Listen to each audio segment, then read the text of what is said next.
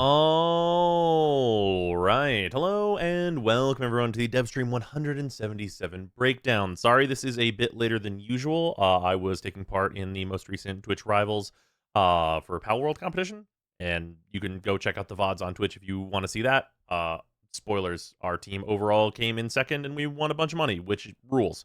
But also, we watched the dev stream earlier today, and it was absolutely excellent. And we have the most we've had to go over in quite a long time. And I'm going to say 95% of it is good news. First and foremost, couple things. iOS 4 Warframe is out. So if you want to get your daily login rewards or do some trading or play some Warframe on your phone, if you have an iPhone, then it will work. And it's pretty good. There's some really interesting stuff on there that I hope makes its way onto the the main client, I guess, on consoles and such like that, with the primary feature that I really, really want, but that they said will be very difficult to bring over, being that the HUD on phone is entirely customizable. You can move all the UI elements basically wherever you want for controlling the thing, which is really, really nice. And God, do I want that in Warframe just everywhere that I can put it. Just being able to organize things as I like would be stellar, as that is a feature I really love in other games. But not much else to say about iOS other than that I really want that, and it's good, and worth doing.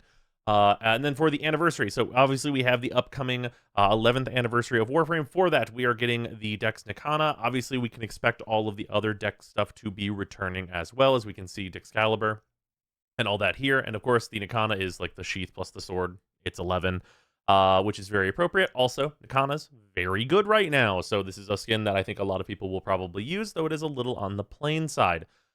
With that out of the way, we have a ton to talk about, but I want to hit some primary points first that I think are the big, huge takeaways that people are going to have from this dev stream in general, which are these three things, because they are very, very big. Number one, Netracells are having all of those non-exclusive arcane rewards removed, which is absolutely stellar because it means the only reward in them is that's going to be like, not a very good reward, is going to be the melee adapters, melee arcane adapters. Those are going to be the only remaining reward in Netracells that's like kind of meh. If that doesn't get like all of the chance to drop from the things that are leaving, I think that the drop tables are going to be very good, and honestly, getting a good number of those is fine because you probably want to have access to arcanes on your melee weapons anyhow. So I think that the Netracells are going to be great. We have more to talk about with Netracell adjacent content coming up in a minute, but Netracells in general, when we get Dante Unbound, is going to be just infinitely better. So much better to not have a bunch of crap clogging up this drop table and to have more focus on shards and a couple of legendary arcanes, and it's just going to be so much better. Speaking of shards, Call's shard will be moving to one of the cavia to be gained a different way, whether that's through rep each week or whatever. We don't have to do call anymore, which I'm just going to put my earlier reaction in here because good lord, am I so happy that I will never have to see the sentient call mission ever again. I have no reason to ever run it in the future after this changes, and I cannot wait for that to be the case. I am so sick of doing call. It's tough out here. I think that this is the absolutely right way to go. I think that already, but hopefully it's reversible, people like resent Call, and that it would be very bad for the story going forward if they ever decide to use him again in like a more, like one-time story way, were he to stay how he is. So now Call will just be a thing where basically over a couple weeks you can get some like one-time rewards where people grab Stynax, maybe grab an extra for his helmet and stuff, get a couple of the Archon mods that matter, just Vitality, and then like just move on, which is great. I love that. We love that for Call, that people can get some stuff, move on, and be done with it before they are brutally sick of it like I am. So that's stellar and fantastic. Can't wait. Also, as a minor note, the upcoming shard fusion system that was previously announced with 4 shards being needed to fuse into 1 Tau, that is now 3, which I think is much, much more reasonable. That means that you're going to be getting, considerably more Tau shards, much quicker, especially with the changes that are coming to Netracells. That's going to be way, way better, and just better access to that system. Sounds good to me. Okay, moving on. This is all stuff that's coming in March. This is a lot to go over. I'm sorry if I miss any little things, but there's a ton here. So, first and foremost, Dante Unbound. Dante, we have a couple of small notes that I want to make in here. 56th Warframe, his Exalted Tome Noctua. He's going to have a Sindana and an armor set. I think his model looks excellent. He is very, very cool. He's got kind of like an owl face and like the big, long, like dangly beard. His other alternate helmet is a total replace of like kind of the upper triangle of his head. And it also looks very cool. So if you don't like the big face dangle, that his alternate helmet doesn't have that, so you should be good on that front. He looks kind of like a grunt head, like from Halo, with his alternate helmet, which I'll just show it here. And then the 2 game modes that we're getting Deep Archimedia, which we're going to talk a lot about, and then Intrati Disruption, which is like a light remix on Disruption. We're getting Stynex Deluxe. They did show Stynex Deluxe. I'm still very underwhelmed by that skin. It feels incomplete to me, but for those of you that are excited for it, it looks like it's coming along about as best as it could at the very least. Also, the Inaros Rework, we have like full details on. We have 10 new Warframe Augments, which are incredibly exciting.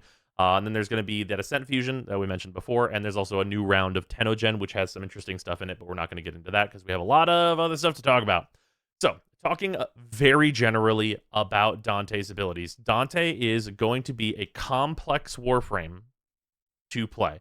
I will not be super surprised if he does not land with a lot of people because he's got too much to remember that's going on with him.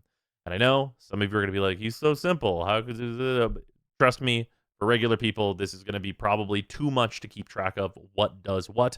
But first and foremost, his 1 is his Exalted Book. It has slash damage as its base damage, and a lot of slash procs are going to be coming out of Dante. Beyond that, he has 2 verses. He has a light verse and a dark verse. Dark verse is a damage dealing. It's his helmet, and it does slash procs to enemies that are like in front of him. And it also fills page. His light verse generates overguard, and also fills a page. So he has 2 page slots. You can cast light verse or dark verse to fill the pages in order, turning his 4 into 4 different abilities, where you have 2 light verses is Triumph, 2 dark verses is Tragedy, light and then dark is Word Warding, and then dark and then light is Page Flight. All of these have different effects, and there is so much to talk about with what they all do that it is not worth talking about before this comes out because it is too much to examine and probably like a lot of balance on it is going to change before this actually launches. Let it be said, though, it looks really sick. I love this. This is a very like invoker for those who are familiar with Dota 2 and Dota 1 for that matter. That is super cool. He has a floating moveset, so he's going to be like floating at all times like Wisp. And honestly, it really sounded like DE is trying to ship Dante with Wisp, which is fair. And yeah, he has essentially 7 abilities with an exalted weapon, and he seems insanely cool. Can't wait for this. He's going to have like a lot of AoE slash damage, overguard generation that might not only be for him, and just a lot going on. He has summons. He's going to be a lot, and I cannot wait to build this Warframe. He cannot come soon enough. So extremely exciting for Dante. Want to get my hands on him literally as soon as possible because I am more excited than I have been in a while for a new Warframe. He looks awesome. Moving on, new game mode. Well, new in this case. This is Disruption. So Disruption, we know that the Disruption carriers, the bombs, are going to be, at least in some part, they're going to be Necromechs, which is a little concerning. There's going to be some changes to enemy Necromechs with this update. So we'll see how it actually shakes out in the end, but the enemy Necromechs can be a real pain in the ass to fight. So hopefully it's not too bad with the Disruption targets in this new game mode. There's also a new enemy type called a Gruzling that will steal keys that are just like sitting around in the mission, which shouldn't be too big of a deal because they will also spawn in and just have keys. So they're kind of another source of keys, as well as like wanting to steal keys off the map that are just laying around. I think that's like fair and kind of a fun ad. Growlings are also going to appear in other game modes, and they're apparently going to drop arcanes and like maybe some lanthorn and other resources and things. So there'll be another just like add to the labs that's going to give you some more rewards for killing them. They seem cool and interesting.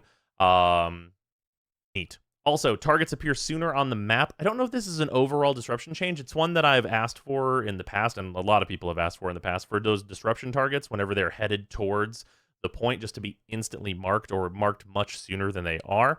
It sounds like at least in the new labs version, we are going to get that, which is fantastic for people who aren't playing with sound or are, hearing impaired and whatnot, because disruption can be a very hard game mode for them. So that is extremely exciting, especially for those of us that play with music, because that's kind of giving yourself hearing impaired. So yeah, that's really nice for disruption stuff. Hopefully that is a universal change. From this, we are getting two big separate rewards, which is this is how you're going to farm Dante and the two new incarnate weapons. The two new incarnate weapons we saw before, that is the arm cannon that turns into the arm takeover. That weapon, we didn't see a whole lot of show off with that, but it's the one that I have much higher hopes for. And then we have the fists that are like money fists. They make coin noises whenever you punch people. Then they turn into spiked fists.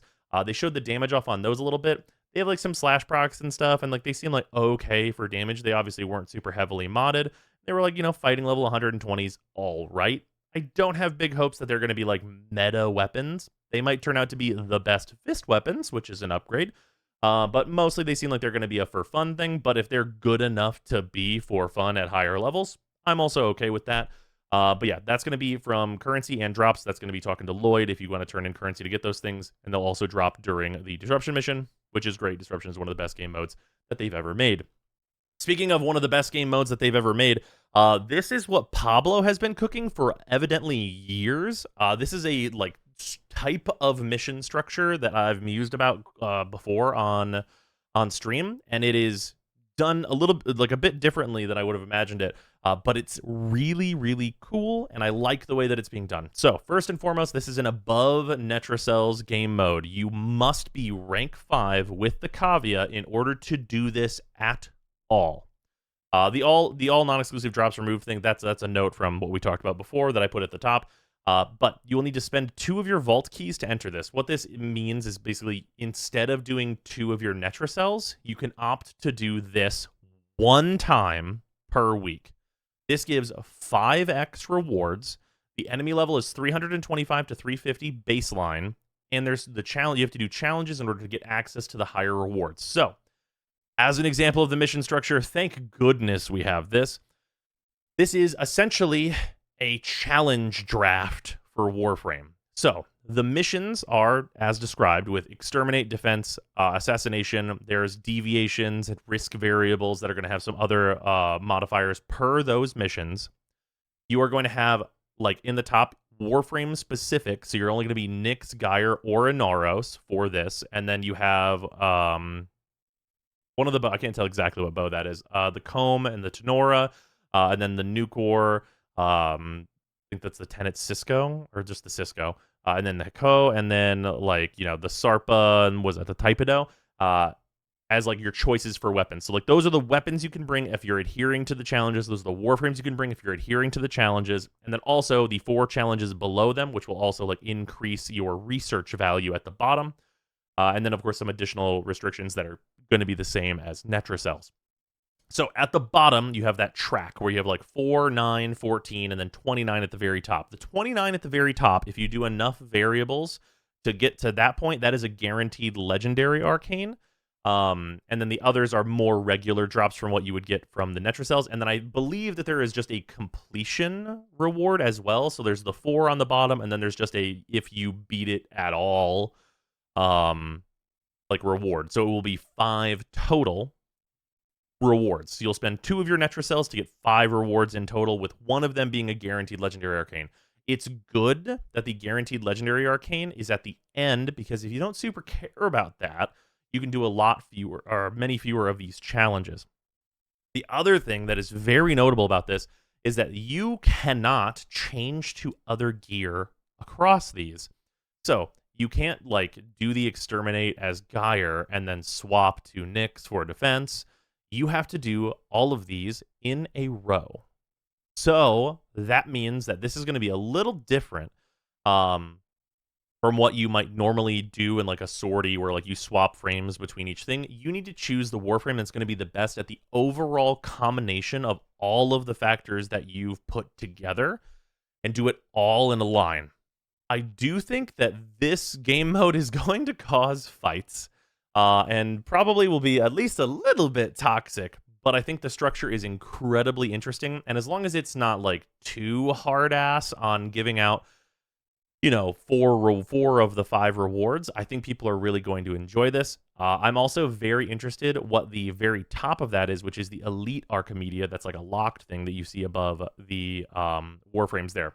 Either way, super interesting game mode that I cannot wait to mess with. Hopefully we can do reruns of this per week to test different like permutations of this. But expect like probably for at least the first few weeks of this, I will be putting out guides for how to tackle it. And it should be super fun. I think that this is great. And it's definitely going to be like, you know, harder or easier week to week based on what Warframes you've got. And is another thing that gives you an incentive to have a very large arsenal.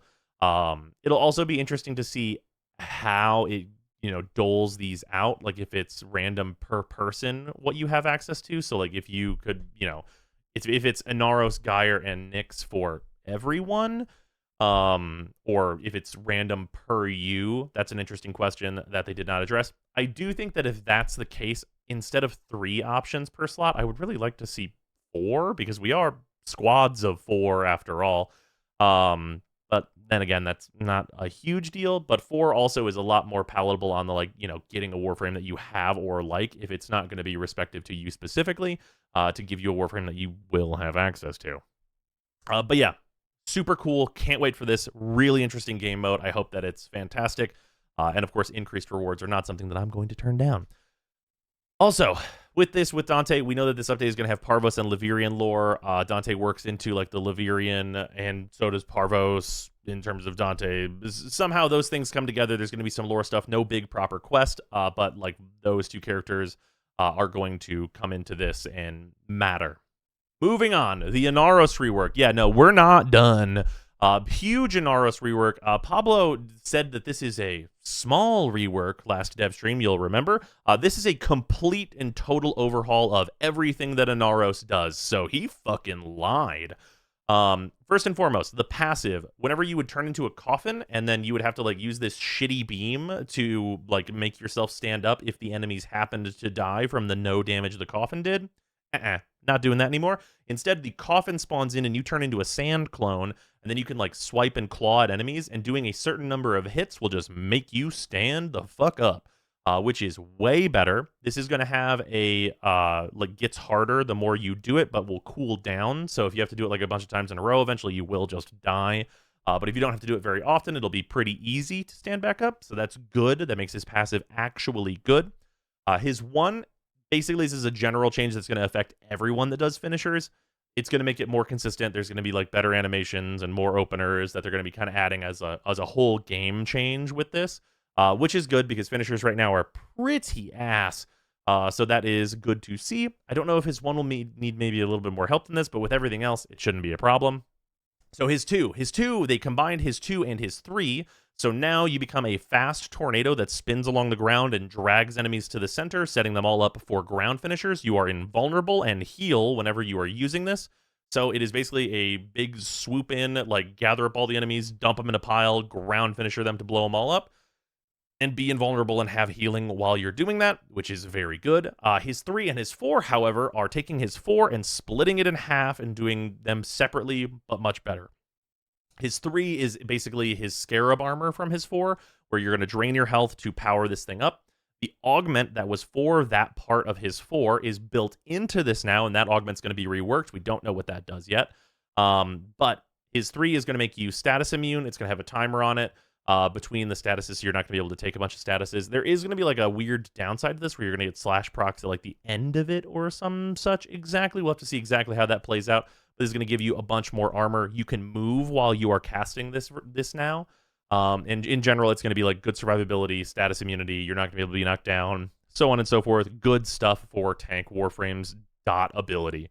And then for his 4, this is the Swarm. This is the gray goo effect of Inaros. This has been buffed turbo massively.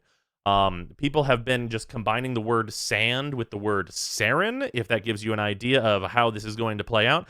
Basically, you use your little nanites and you put your sand nanites all over a bunch of enemies. If enemies get near those enemies, they get the nanites. It crowd controls everybody, starts healing everybody. Also, the corrosion that used to happen at the end of it now happens every single tick of this ability. So, if you use corrosive shards, this will fully strip armor. So that is immediately very good. In addition to that, enemies that are killed while under the effect of this can spawn these sand cats, which will also spread the swarm to the enemies that they attack. We don't know if those are going to be good damage. Their AI wasn't working yet whenever they showed this off. But if those are good at spreading the swarm further as this kills enemies, and just make a bunch of cats that just continue to spread everything as you cast it and spread all of your sand around, that is all very cool. And as a unique scaling, the damage of the swarm is going to increase based on your total amount of health. So super interesting for different ways to make that scale, and whether that's going to have all kinds of different effects with increasing your health. It's going to make you really love the Wisp in your party even more, I'll tell you that. But yeah, super cool, really interesting Inaros rework. Seems like it's going to be awesome. Honestly, seems fantastic and great. Can't wait for this. Looks cool. I think it'll probably still be the case where, if you're looking at enemies that are level 3000 plus, it's probably going to be a little hard to survive because you don't have shield gating and overguard gating and so on and so forth. But enemies that are level 3000 plus don't matter that much. And I think this rework is going to give you an Inaros that, is active, crowd controlling and killing and moving and meleeing and just actually using his abilities all the time, which having a good survivable Warframe that is using all of his abilities and is using them in an effective way, I think is great. And I didn't need him to gain one shield so he could be invincible at level cap or whatever. But yeah, looks really cool. Looks awesome. Can't wait to test this out. I think Pablo did a bang up job based on what we saw on stream, with some little, maybe the cats will be good, maybe they'll be bad. But it seems like his normal sand clone garbage that was kind of scattered into his kit, that stuff's gone, and instead he will make cats. Moving on. We're still not done. We got augments to talk about, and we have a lot of augments to talk about. I'm going to focus on the ones that I think are going to make brand new builds, because there's more than one. So we have Axios Javelineers. A pair of Styanax Spectres spawn to throw javelins, creating vortexes on impact. Impale an enemy to increase vortex duration by 5 seconds. So, as an option, Styanax can steal Vauban's thing, which is probably unnecessary because Styanax is already good without this, but there may come a time where this is a tool that Styanax will rip out of his extensive toolbox and have a very good time with. We have damage decoy. Enemies who attack the decoy receive 300 random that's a typo. The random status effects, and the reflected damage is increased by 350%. The numbers on these are not final, which is concerning, but we'll see. Then we have Divine Retribution. This is for Nezha. This is a very exciting one that I think will create a build. When a speared enemy suffers a status effect, the status effect spreads to all speared enemies. Spear explosions apply 10 times status damage. So this is phenomenal. This is going to put Nezha into a very interesting place where he can cast his 4, put enemies up on spears, look at the nearest enemy, and just hit them with a heavy attack from a slash weapon. That's going to put a slash proc on them and every single enemy affected by his 4, killing all of them if your weapon is good. So that's going to be absolutely stellar. Going to be probably a very, very aggressive and good DPS build for Nezha. That's going to make you want to keep his 4, which can't wait for. Then we have Baruch's thing, which is Elusive Retribution. Every attack Baruch eludes increases his melee attack speed and melee critical damage by 5% up to 30% and stacks less to 4 seconds. This is probably, elude is the thing that you usually remove on Baruch, so it's probably still going to be the case, but it's a little bit interesting at least. At least it's adding critical damage and attack speed, which are two things that Baruch does want, but I don't think Baruch really has room for this, and this is usually the ability you remove, but it's at least interesting. Guardian Armor on Chroma. This is horrible, by the way. Chroma's health takes 50% of damage dealt to allies. Squad kills restore 5% of his health and increase Vex Armor duration by 1 second. So, most of the time, this will just kill Chroma. Like, the vast majority of the time, what this means is that your allies taking damage, if they are a Warframe that can just, like, kinda get hit, like, say, Kalervo, you can have, like, a 30,000 Overguard Kalervo, like, just get hit near Chroma, and you will just crumple and die, which is not good. So Chroma, probably not gonna use this one, probably gonna be a little not great, but we'll see, I guess. Probably not gonna be very good, though. It's, like, kind of an attempt at making his Vex armor good again, but for reasons we'll go into later, that's not gonna help. And then we have the next 5, which we have Loyal Marulina, which is actually very interesting for those of you that really dislike Marulina. This is going to be, you no longer ride Marulina. Instead, Marulina will follow you and cast sea snares on nearby enemies every 2 seconds. Basically turning Marulina into a companion that seems to still give you all of the defensive value from Marulina, which is very good. This just frees you up to run around and do normal Warframe stuff with Marulina while still getting the defensive advantages of that. So it's kind of just a solution if you don't want to be riding a K-Drive around, which I think is the primary complaint most people have with Ureli. So that seems good. For me personally, like, this is going to be, like, definitely a thing I will consider. Although if I'm going to play Ureli, like, probably part of the point is riding around in Marulina, and I don't mind it so much in the places that it's more appropriate. But it's definitely an option if you want to be Ureli all of the time. A lot of game modes, this will be better in. So that's cool. Parasitic Vitality. So Nidus and any ally he's bound to gain 4% max health per mutation during Parasitic Link. So this can add just a absolutely insane amount of health that Nidus doesn't need. This will be very, very funny with the new Anaros health damage scaling, because you can probably get to some really just absolutely dummy numbers of health with this and all of the strength, because if that percent is affected by strength, you can get to some really, like, some big funny haha numbers can be achieved with this. So I hope that does happen, but this is more of a funny haha augment. And then we have Recrystallize. This is another very exciting one that I think will definitely make a build happen. This is for Citrines 4. This is enemies killed by crystalline growths stagger and spread the crystals to enemies within 20 meters. So this basically just lets you spread her 4 infinitely, which is, like, just an insane chaining of incredible crits that are just going to just basically never end as long as there are still enemies, which is really, really good. Almost certainly this is making the Citrine build, because it is, like, just an insanely good lockdown. Hopefully it is affected by range, and 20 meters is a great starting range for this. So this is, you know, going to be fantastic. If it just is what it is and it's modifiable with range, it will be just stellar. And then moving on, we have Valence Bond, which is for Lavos. This is a passive augment. Ability casts grant 250% elemental damage. The ability's element lingers as a status effect on your weapon for 20 seconds. This basically gives Lavos the ability to just kind of put whatever elements he wants onto his stuff. Could be a considerable amount of damage, but I don't know if playing Lavos as a weapons platform is really the big desire. It'll definitely be interesting and worth checking out, though, for those of you that do want to be playing Lavos. Then finally, we have another interesting and probably good augment. This is for Kalervo. This is the Wrath of Ukko. This is the augment for his 4th ability, but this makes it so Wrathful Advance, his teleport, moves the Storm of Daggers to the teleportation location and increases its duration by 6 seconds.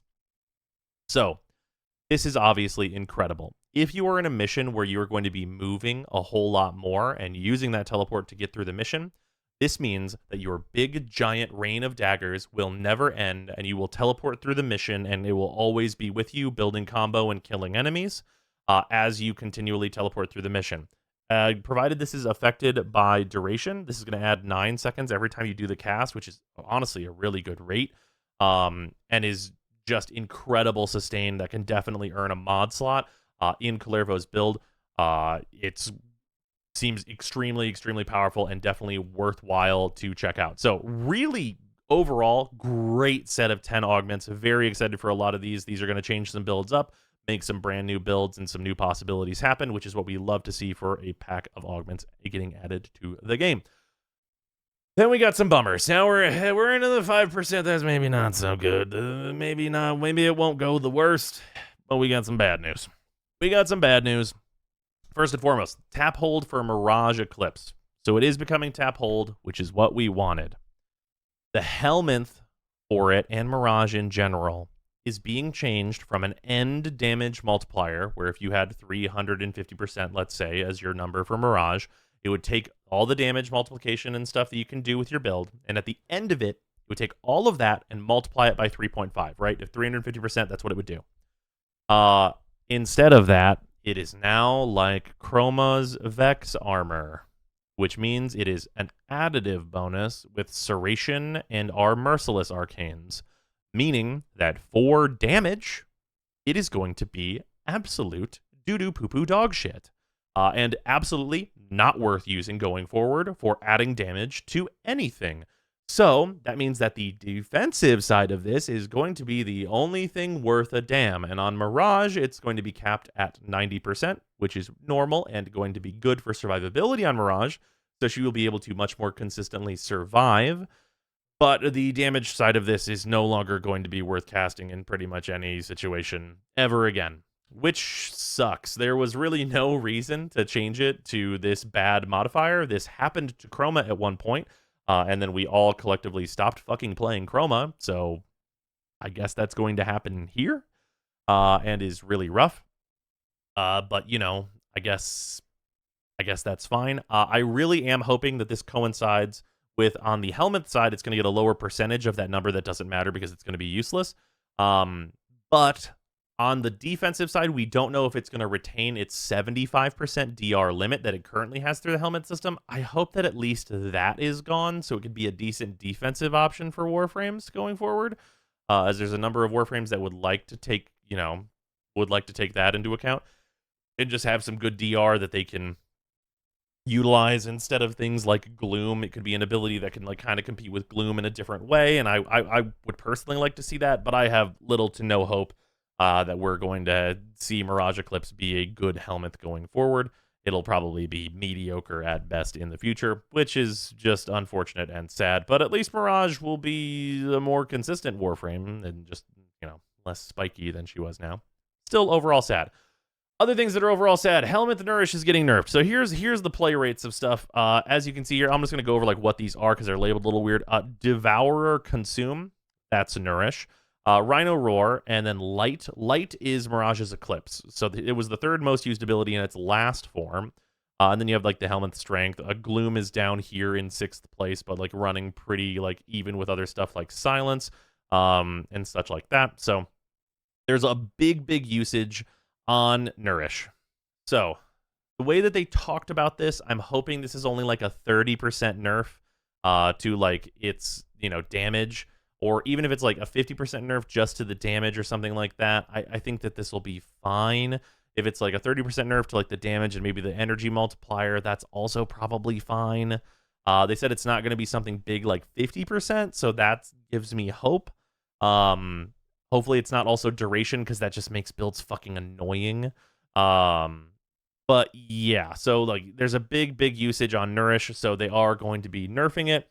Hopefully it's not too big of an adjustment. They said that they don't expect, after what they changed, that it's going to not be the most used. It'll just be used a little bit less than it is now, which is good, and I hope that that is what happens. But just a warning that Helmet the Nourish is going to be nerfed, at least in some respect. Maybe evening out with like Rhino's Roar, which is nerfed and obviously sees very high usage because it's an incredibly good buff. But yeah, these are the two bummer things that we got kind of like off the end there. With the usage, I can see like some reasoning for Nourish. I do really hope that it's still usable because Nourish opens up a lot of interesting build possibilities that are just like very different from what Warframes can like usually go for, that I really like. And it also like, it increases the amount of Warframes that kind of work in some situations where like they have just horrible energy economies, and it can help patch them up a good bit. Looking at, Warframes like Oberon and Valkyr, very, decrepit bad Warframes that need a rework. But yeah, so yeah, this is these are the two bummers. We got a lot of real bangers here with a new Warframe that looks awesome, a bunch of augments that are going to create a bunch of builds, a Naros rework which looks fantastic, a brand new game mode that looks sweet, more disruption, which is already a good game mode, and like, not only that, some Netracell fixes that we've been wanting, call stuff changing, like this wasn't even they said that this wasn't even everything. There's a bunch of other quality of life changes that are going to be coming in this update. And I'm really looking forward to it. But yeah, we do have a couple of bummers to end on there. Overall, really, really very excited for this update. Absolutely cannot wait for it. And this is going to all be in March. So that's going to be the Devstream 177 breakdown. Thank you for watching very much. And I will see you tomorrow. All right. Thanks for watching, everyone. And, of course, as usual, thanks very much to the patrons for supporting the channel, especially the $10 patrons, Alex Barnum, Andrew, Angel SBM, Arbiter Daydream, Benuven, Blotomatic, Brandon Coggin, Brutus Salazar, Canolathra, Dylan Dworsky, Thrain, Afan, James Hartshorn, GC4 Science, John Lobdell, Joshua Adams, Luzant, Bigokel, Inti Ginja, Michta, Nerve, Ramox Sedate, Ruby, Sharp247, Camarilla Wastelander, The Coupon of Death, Homeworm, Victor Palmer, Wife of War is Wadded, and Zerafir. And of course, thank you very much to all of the $5 and $2 patrons as well. It is much appreciated because I've been asked this a lot. I am doing the 2024 Warframe tier list, but I need to get last year's data from whenever DE releases that, which hopefully happens on the January dev stream. But that's what's holding that up because, you know, that kind of factors into Warframe's getting S ranks or not. But yeah, that's what's going on. And thanks. Thank you, everybody.